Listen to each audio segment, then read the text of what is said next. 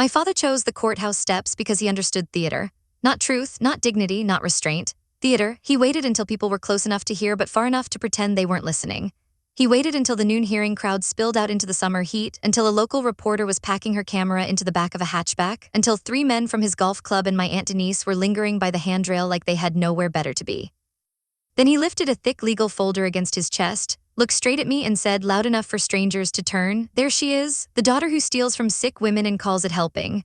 A woman near the bottom step actually stopped walking.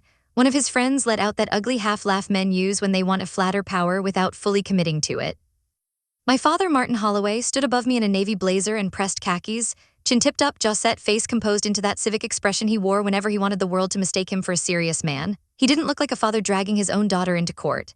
He looked like a committee chairman announcing a safety concern. Then he smiled, not a big smile, worse than that. A small, satisfied one, like he had been waiting months to say this where other people could hear it. "She'll play calm in there," he told Aunt Denise, never taking his eyes off me. "That's her thing. Quiet people always think silence makes them innocent." I didn't cry, I didn't defend myself. I stood 3 steps below him with my car keys in one hand and a paper cup of courthouse coffee going cold in the other, and I looked at the folder he was holding and knew with absolute certainty that most of what he had built inside it was a lie. The rest was just truth starved of context until it turned cruel. 2 weeks later, that same hand would be shaking so hard he would send me a voicemail meant for the bank manager by accident. In it, he would be breathing fast, whispering, "No, don't freeze anything yet, I can fix it, she just needs to call me back." But that morning on those courthouse steps, he was still performing confidence. That was his actual gift. My father didn't just lie, he arranged lies. He trimmed them down until they looked clean. He took messy human realities and rebuilt them into tidy, repeatable sentences that sounded so reasonable people felt intelligent for believing them. He understood something most liars don't. If you make a story simple enough, other people will defend it for you. By the time he sued me, half the town was already doing the work for free.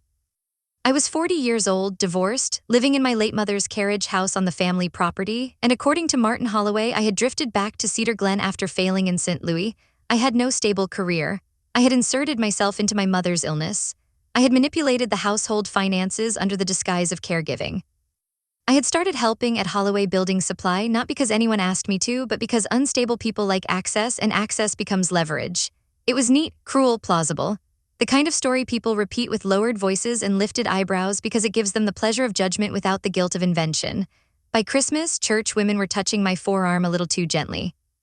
By February, people were using that careful tone with me, the one reserved for women they've decided are fragile, expensive, and difficult. My younger brother Dean began explaining me to people as having a hard time getting back on her feet. My grandmother Lorraine started pressing folded $20 bills into my hand after service and saying, "Don't tell your father." I still have one of those 20s tucked into the back of a drawer, not because I needed it. Because I wanted to remember exactly how it felt to stand in a coat I bought, in shoes I bought, with a phone bill and car insurance and medical invoices all paid by me, while people who had never once carried my weight looked at me like I was one utility cut off away from public embarrassment. The truth was much less flattering to them. I had not come back to Cedar Glen because I failed. I came back because my mother Helen was dying slowly, and my father, who could give a beautiful speech about loyalty over catered chicken and iced tea, had no real talent for devotion once it involved paperwork, night waking, insurance appeals, medication timing, or fear that didn't happen on his preferred schedule. He loved the image of burden more than he loved the burden itself. When I came home, Holloway Building Supply was already running on fumes and bluffing. From the road it still looked solid. Big sign, gravel lot, 3 white trucks with the company name painted in proud blue letters, men in branded caps loading lumber, a showroom with polished flooring samples and the smell of coffee and sawdust. It had all the visual cues of stability. Inside, it was panic and khakis. Vendor payments were late, inventory was sloppy. The commercial line had been extended twice at Mid-County Bank. Payroll only looked smooth if you never zoomed in on the timing. My father still ran critical decisions on instinct and stubbornness. Dean had a title, operations manager, that meant nothing beyond wearing quarter zips and repeating whatever Dad had said 10 minutes earlier in a younger voice. Officially, I was just back home for a while, helping with Mom, pitching in where I could, trying to figure out my next chapter. That phrasing was deliberate. If I was temporary, then I could not be important. If I was drifting, then I could not be carrying them. In reality, I was the reason the doors kept opening in the morning. I renegotiated vendor terms when 2 suppliers were quietly preparing to squeeze harder. I built a real receivables system because nobody else had noticed how much money was dying slowly in follow-up failure. I stopped duplicate payments. I caught a tax notice that had been buried under a stack of takeout menus. I fixed a card processor issue that would have locked up weekend sales during the spring contractor rush. I handled 3 insurance lapses nobody knew were hours away from becoming catastrophes. I covered payroll 6 separate times with my own money while Dad insisted the transfer should clear any minute. I also coordinated my mother's appointments, hired the night aides he resented, tracked medication, fought with insurance, paid bills that could not wait, and made sure she never saw how close everything was to coming apart. No one announced any of that at dinner. What got announced was that Dean had really stepped up. What got repeated was that Martin was under enormous pressure. What got implied more and more often was that I had a suspicious amount of access for someone who was supposedly just helping. That was how the family system worked. My father set the weather and everyone else dressed for it. If he decided I was the one to roll their eyes at, the room found a reason. If he framed me as overly sensitive, every cruelty arrived pre-excused. If he made a joke at my expense, people laughed too quickly because hesitation in families like mine gets interpreted as betrayal. Denise was the first lieutenant. She ran the showroom and the gossip pipeline with equal efficiency. She could take one sentence from Martin and distribute it through 3 neighborhoods before lunch, each time polished into something that sounded like concern. Dean was easier. Dean had built his adult personality out of agreeing with the loudest man in the room. My grandmother moralized from her upholstered throne at the end of the table, blessing every hierarchy that placed men at the head and women in service to it. Neighbors came and went through the patio and shop yard, collecting Martin's version of reality like free samples. No one ever sat down and said, "Let's make Claire the problem." They didn't have to, he did that for them. The first signs were small enough to sound petty if I described them out of order. A new invoicing system I built got praised in public as something Claire likes tinkering with. A vendor crisis I quietly prevented turned into Dean had a good instinct about timing. An insurance fix that saved one of the trucks from being sidelined became Martin knows everybody, he always gets things worked out. Each time I solved something, I disappeared a little more. That is a very particular kind of humiliation, not the loud kind, the efficient kind. The kind where your labor is fully consumed and then reclassified as personality. The worse it got privately, the cleaner he made the public story. One night, Dean leaned against Mom's kitchen counter while I was printing revised cash flow sheets and said, "Don't get too attached to the office. Dad says once things stabilize, the company needs a cleaner chain of command." Cleaner, I looked at him over the laptop screen and saw all at once the shape of what they were doing. I was useful only as long as my usefulness stayed deniable. The second the business looked less panicked, they would convert my work into theirs and my access into suspicion. "You should probably learn how to read an aging report," I said. He gave me that smile weak men wear when they know they've been insulted but lack the vocabulary to defend themselves. "You always do that," he said. "You make things sound complicated so people need you." That line came back later in court almost word for word. That's the thing about family lies, they rarely appear all at once. First they show up as jokes, then as little warnings, then as the casual phrases people use when they think they're only being practical. By the time the full accusation arrives, half the room already recognizes the rhythm. My clarity came on a Wednesday in April at 2:14 in the morning in the oncology wing of St. Mary's. My mother was asleep, or pretending to be. The monitors breathed softly. The fluorescent light over the sink was too bright, the way hospital lights always are, flattening every human feeling into something clinical. I was answering an email from a nervous supplier because a payment was late again, and my father walked in with a coffee he had bought for himself and not for me. He looked at my laptop, then at the folder beside me, then he said quietly, "You need to stop touching company records." For a second, I thought he meant because of Mom, because she was there. Because maybe even he had found a line. Then he added, "If this ever gets ugly, I don't want confusion about what belongs to you and what doesn't." Ugly? That word settled into me like ice water. I looked at him, the watch on his wrist, the impatience in his face, the total lack of shame, and understood that he was already building the future story. He was already laying the track for the version of events he'd need if gratitude ever became too inconvenient and dependency had to be rewritten as intrusion. That was the moment something in me stopped hurting and started recording. I didn't become louder after that. I became exact. Every transfer I made for the business I documented, every payroll bridge, every insurance premium, every vendor payment I covered personally. Every software subscription sitting on my card because Martin had called it temporary for 11 straight months. Every text saying, "Move whatever you have to move." Every email from Dean asking me to call the bank because they take you more seriously. Every receipt from my mother's care. Every reimbursement delayed until it quietly died. Every voicemail where Martin used the tone of a man asking for rescue while still preserving enough pride to later deny the rescue happened. I made copies of copies, I exported ledgers, downloaded statements, forwarded chains to a secure account, printed texts with timestamps visible, photographed paper receipts on the dining room table before they could vanish into drawers, built a chronology, cross-referenced dates, flagged contradictions, highlighted every place where their public story and the documented reality collided. There is a strange kind of relief in that phase, not joy, not even revenge yet. Just the dead calm of finally realizing you do not need to be believed by people committed to misunderstanding you. You only need the record to survive them. My mother died in June. Everything got meaner after the casseroles stopped. For the first week, Martin played the widower beautifully. Red eyes, quiet voice, hand on the small of backs. He said things like, "She held us all together," in front of women who nodded like he was the victim of a cosmic administrative error. 3 days after the funeral, he changed the lock on her study. 7 days after that, he began referring to the carriage house as temporary accommodations in front of other people. 11 days after that, he turned me into an agenda item over pot roast. Denise had made dinner nobody could taste. Dean kept checking his phone under the table. Lorraine sat at the head with her napkin folded across her lap like she was waiting to preside over a moral lesson. Dad waited until plates were served before clearing his throat. I think we need to talk about practical next steps, he said, every fork slowed. The property, the business, all of it, we've been carrying certain arrangements out of compassion that are no longer sustainable. Certain arrangements.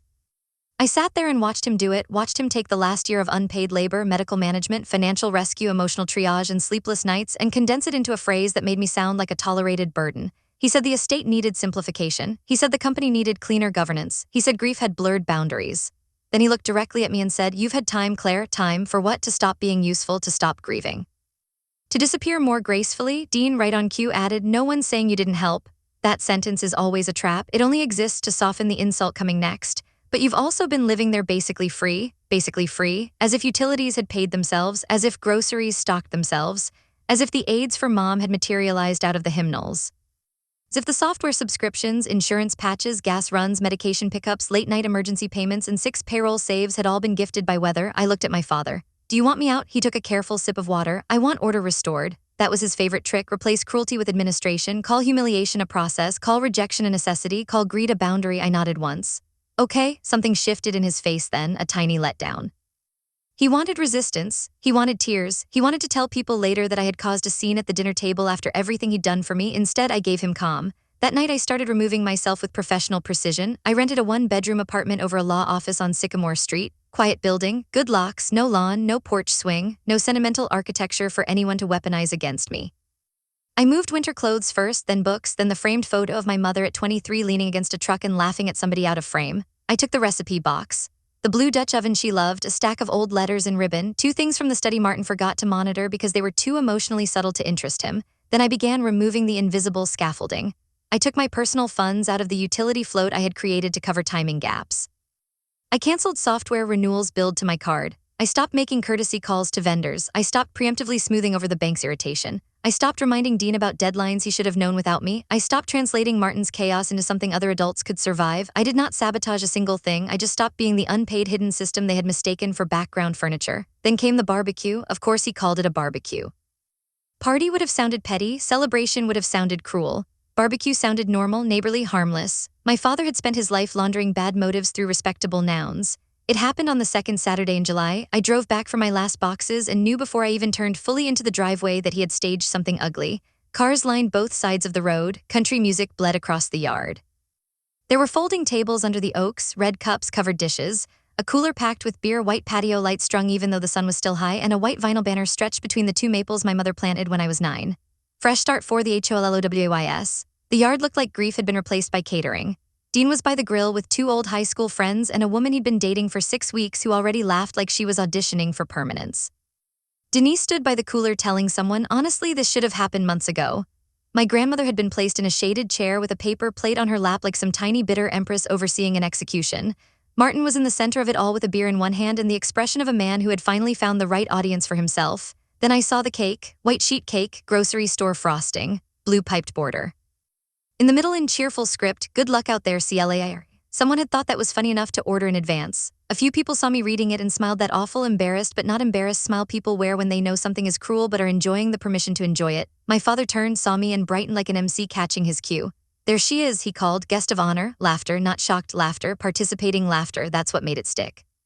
I could smell lighter fluid, charcoal, buttercream, cut grass, cheap cologne, the sugary punch somebody had made in a drink dispenser my mother used for birthdays. The music was too loud. The patio table still had one of Mom's potted herbs on it, half dead in the heat next to a stack of paper plates. It was obscene in a way only family can manage, intimate details rearranged into a public insult. "Don't worry," Martin said, raising his bottle slightly. "We packed you leftovers." "Figured your grocery budget's about to get educational." Dean's friends laughed too hard. Denise added, "Well, independence should be a good experience." My grandmother, without missing a beat, said, "Hard times build character." That line got a few nods. I remember that more than anything, the nods. I walked to the porch, set my keys down, picked up the last 2 boxes I had left by the door. My hands were steady enough to make one of Dean's friends look disappointed. Denise said just loud enough, "She's taking it better than I expected." That was when I turned, not because I was rattled, because I wanted him to remember my face when it started. Martin stood there grinning under the patio lights that hadn't even been turned on yet. Framed by that stupid banner, beer in hand, surrounded by neighbors and relatives and opportunists who had borrowed our tools, eaten our food, sat at our table, and accepted his version because it was easier than noticing who had actually kept the place from falling apart. I looked straight at him and said, "You should save this confidence for the week after next." For 2 seconds, the smile stayed on his face because he didn't understand. Then it slipped. Just a little, not enough for anyone else, maybe enough for me. I left without another word. That silence did more damage than any scene could have. Saturday night, Martin texted, "Don't be dramatic." Sunday morning, Dean texted, "Dad's upset you made that weird comment in front of people." Sunday afternoon, Denise texted, "Your father is grieving. Don't punish him by creating tension." Sunday night, Martin texted again, "Return any company records immediately." By Monday morning, the first crack appeared. One supplier called Dean directly instead of me and apparently did not enjoy the conversation. By noon, the card processor flagged a mismatch on the commercial account update I had reminded them to complete 3 times. By late afternoon, one of the trucks couldn't go out because the insurance renewal hadn't been finalized, because the renewal notices had been going to an email account I used to monitor and nobody had noticed that temporarily letting me handle it had become total reliance. Monday night, Martin left voicemail number 1. "Annoyed, controlled, still wearing authority. Call me. There are a few account things you clearly left in a mess." Tuesday morning, payroll didn't process cleanly because the backup transfer Martin assumed would appear did not appear. That transfer had been mine for nearly a year. No one had ever thanked me for it. By Tuesday afternoon, Dean was texting in fragments. "Why is payroll short, need login now, vendor portal locked? What did you do with utilities? Wednesday brought stage 3. A vendor put them on hold pending payment clarification." The bank asked for updated documentation Martin didn't know how to produce because he had spent years treating financial structure as something I did in the background while he played owner in public. The showroom software stopped syncing correctly because the subscription renewal on my card had expired overnight. Denise, who had been very brave at the barbecue, apparently cried in the office bathroom when 3 customer orders went sideways at once. Martin's third voicemail arrived at 6:42 p.m. "I don't know what game you think you're playing, but if you're withholding company information, that creates liability for you too. Still arrogant, still trying to say game instead of dependence. Thursday broke the performance. The utility float I used to quietly stabilize timing gaps was gone because it had always been my money. The supplier Dad thought would give him till Friday did not give him till Friday." Dean sent me a message at 9:11 a.m. that simply said, "Please call me," which was the first honest thing he had written in months. At 12:07 p.m., Martin left voicemail number 6. "Claire, enough, call me back. No threats, no speeches, just my name, clipped too short, and the sound of a man discovering that systems he considered ordinary had been human all along." Friday morning, he showed up at Sycamore Street. Without the yard, the audience, the blazer, or the beer, he looked wrong.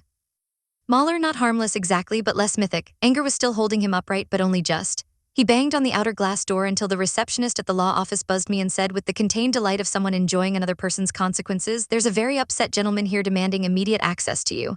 I met him in the downstairs hallway. He opened with, "What did you do?" No hello, no pretense, straight to accusation. It almost made me nostalgic. "Nothing," I said. "I left." He laughed once, a brittle, unbelieving sound. "Don't do that, don't act clever. You can't destabilize a company because your feelings got hurt." "That company," I said, "was unstable long before my feelings entered the room." His face went red. "You think because you answered emails and shuffled some money around that you mattered?" Answered emails, shuffled some money around. There are moments when a person tells the truth about themselves by trying to diminish you. That was one of them. He took a breath, recalibrated, lowered his voice, and tried on reason. "Give me the records, we'll straighten this out privately." Privately, of course, private was where his gratitude vanished and his version survived. I handed him Jonah Reeves's business card. He looked at it, then at me, then back at it again. "You hired a lawyer?" "No," I said. "I retained one." That landed, not fear yet, insult. The narcissistic insult of discovering another person has judged your behavior real enough to professionalize. He sued 10 days later. The petition was exactly what I expected and still somehow worse. Unauthorized access, misappropriation of funds, undue influence over my mother during her illness. It read like a portrait of me painted by someone who had only ever seen my reflection through dirty glass, familiar shape, poison detail. He attached charts, excerpts, partial timelines, and sworn statements from Dean and Denise. My grandmother contributed a typed page about my long-standing emotional volatility, which was an impressive accusation coming from a woman who once called me selfish for leaving Sunday dinner to take my mother to the emergency room. The filing would have worked on people who liked Martin. That was the real danger. He had spent 40 years constructing a public self sturdy enough to survive private ugliness. He sponsored Little League, donated lumber to the church, knew councilmen by their first names, held doors in public, wore concern like a tailored garment. Men like that assume the courtroom will behave like the rest of town. Confidence goes in, truth comes out wearing its clothes. What he had not expected was Judge Evelyn Mercer. The first time she looked up from the filing, she had the expression of a woman who had just bitten into something stale she had explicitly been promised was fresh. Late 60s. Silver hair cut blunt at the jaw, reading glasses low on her nose. A voice that never had to rise because the people she addressed understood consequences. She had been trying cases before taking the bench, and county rumor had it she had a private contempt for men who mistook performance for substance. Martin walked in loving his odds. He came with binders, posture, Palmer Keats at his side, Dean in a pressed shirt, Denise in pearls, and that courthouse step confidence still hanging off him like aftershave. I came with Jonah, one file box, and enough documentation to turn a family myth into an administrative problem. The hearing began exactly the way Martin wanted. Palmer opened with sorrow, not aggression, not greed, sorrow. He described Martin as a grieving widower trying to protect both his late wife's estate and a family business from the instability of a resentful daughter who had inserted herself into vulnerable systems. He called me intelligent but erratic, helpful at first, then possessive, capable but hard to trust. He said I had isolated Helen near the end and blurred the line between caregiving and control. It was professionally disgusting because every lie was anchored to fact. Yes, I had access. Yes, my mother trusted me. Yes, the bookkeeping was loose. Yes, I had moved money. Facts are cheap. Meaning is where the crime happens. Then Martin testified, and I will give him this, he was good. He spoke slowly, regretfully, like a man dragged into a painful necessity by the irresponsibility of someone he had loved too generously. He talked about opening his home, supporting me after my divorce, wanting me to regain stability. He sighed before mentioning my difficulty with boundaries, as though the sentence pained him. He described the company as his life's work and suggested, with just enough reluctance to sound noble, that perhaps I had resented Dean's place in its future. Then he simplified me, that was always his weapon. She wanted credit for ordinary family help, he said, and when gratitude didn't come the way she expected, she became punitive. Judge Mercer wrote something down, Dean followed. Dean repeated Martin with younger skin and less polish. He said I controlled systems nobody else could access. He said I made people feel stupid. He said I always needed to be the smartest person in the room. That one almost made me smile. In my family, a competent woman was always translated as an aggressive one by men embarrassed you could see the machinery they didn't understand. By the time their side rested, the room felt slightly tilted, which was exactly the effect they wanted. Not just accusation, repositioning, pushed me back into the role they had chosen for me years ago, the difficult daughter, the moody burden, the woman reacting inside a story already written by better voices. Jonah stood, he didn't pace, he didn't clear his throat for effect. He asked Martin whether Holloway Building Supply had experienced cash flow shortages between 2023 and 2025. Martin said, like any small business. Jonah asked whether Martin had texted me on January 14, February 2, March 19, April 7, May 1, and May 23 with instructions to cover payroll, handle vendor pressure, patch insurance, and work your spreadsheet magic. Martin said those phrases lacked context. Jonah handed up the full context. Judge Mercer read in silence. The silence started changing sides, then came the bank records, not snippets, not screenshots, full statements. My transfers into payroll, my payments toward business obligations, my emergency coverage of utilities, my software renewals, my medical payments for my mother, my documented reimbursement requests, the absence of repayment, the dates, the amounts, the pattern. The room didn't erupt. That would have been less satisfying, it just went still. Jonah asked Martin whether he had reimbursed me. Martin began with, family doesn't always invoice each other, which was such a clean accidental confession that even Palmer Keats winced. Jonah asked whether Martin had told relatives and business associates that I was financially dependent on him during the same period I was materially supporting both his business and his household. Palmer objected. Judge Mercer overruled him so fast it sounded like a reflex. Then Jonah introduced the messages. It was where the lies started breaking in pieces instead of cracks. Martin at 11:42 p.m., need you to keep this from bouncing till Monday. Martin at 6:13 a.m., don't mention to Dean how bad receivables are. Martin at 8:01 p.m., your mother can't know we're this short. Martin at 9:16 p.m., fix it quietly. Martin at 7:04 a.m., put the oncology bill on your card for now. Martin at 10:51 p.m., I'll make you whole when things settle. Settle, another lovely word for never. Judge Mercer asked to see the page in Martin's sworn statement describing me as financially dependent. Palmer handed it up. She placed that page beside the banking summary showing my transfers into his collapsing little empire. She aligned the papers very neatly. Then she looked at Martin and asked, in a voice so calm it froze the room, Mr. Holloway, when did you begin confusing a daughter's discretion with your entitlement? He blinked. Palmer shifted. Dean stared at the tabletop. Martin tried one last pivot. Your Honor, family helps family. If Claire chose to contribute, that does not give her ownership of. Judge Mercer cut him off. No, Mr. Holloway, family helps family. What you did was consume her labor, rely on her money, hide her role, and then repurpose her restraint as evidence against her. That is not confusion, that is strategy. Something in Martin's face dropped then, not his posture, not yet, his certainty. Judge Mercer kept going. I have watched this pattern for decades. A woman carries the administrative burden, the financial patchwork, the emotional cleanup, and the quiet rescue work. A man takes the visible seat at the table and later describes her involvement as meddling, instability, or ingratitude the moment she stops serving without complaint. She held up the texts. These are not the messages of a man protecting himself from intrusion. These are the messages of a man outsourcing survival. That one hit him, you could see it, not because it was loud, because it was exact. Then came the line people still quote around Cedar Glen in lowered voices. Judge Mercer tapped the filing Martin had submitted, then the records beside it, and said, "This court has before it two stories. One has posture, repetition, and a polished local reputation. The other has timestamps. I know which one survives contact with reality." Martin tried denial. "This is being twisted, minimizing. She's exaggerating routine help, guilt. She's my daughter." Judge Mercer leaned back, looked at him over her glasses, and said, "That makes your conduct worse, not better." That was the moment it was over, not when she ruled. When he realized Charm had left the building and facts were staying seated, she dismissed every claim against me. Then she began, with almost surgical neatness, dismantling him. Because the petition relied on sworn statements contradicted by the record, she referred the matter for sanctions review. Because material context had been omitted in a filing meant to pressure and discredit me, she ordered attorney's fees.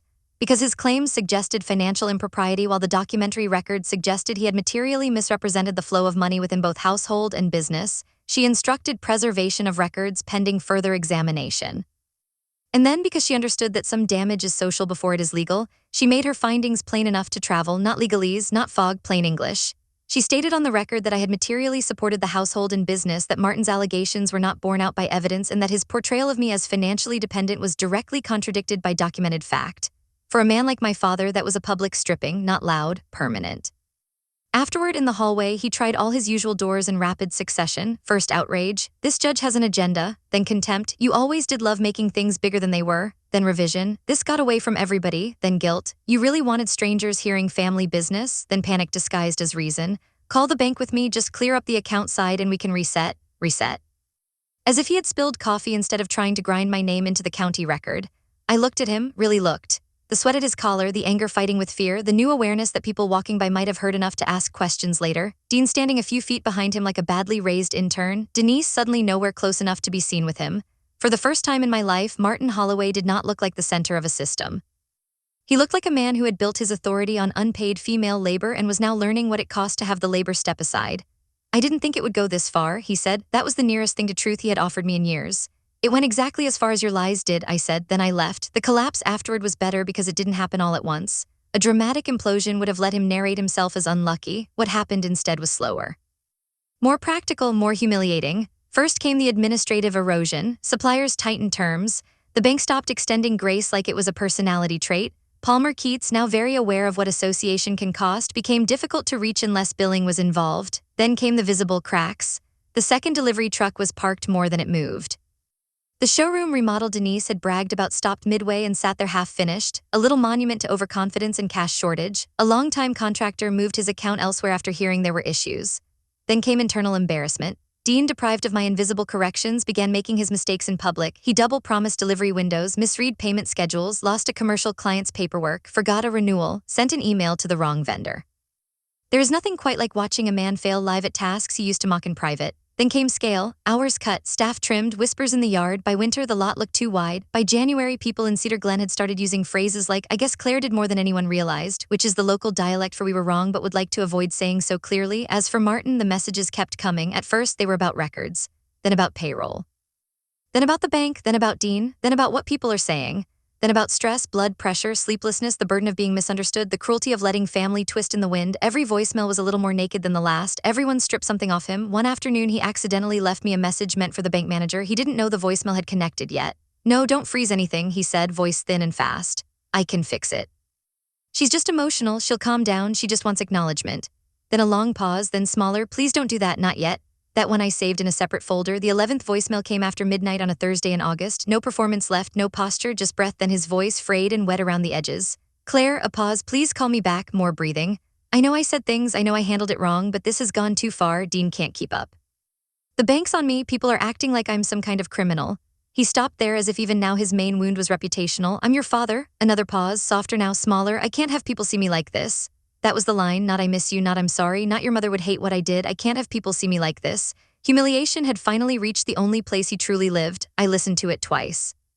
Then once more, just to make sure I never forgot what desperation sounds like when it has finally run out of self-respect. I never called back. Dean left one voicemail months later that sounded almost human. He said he guessed there were things he hadn't understood.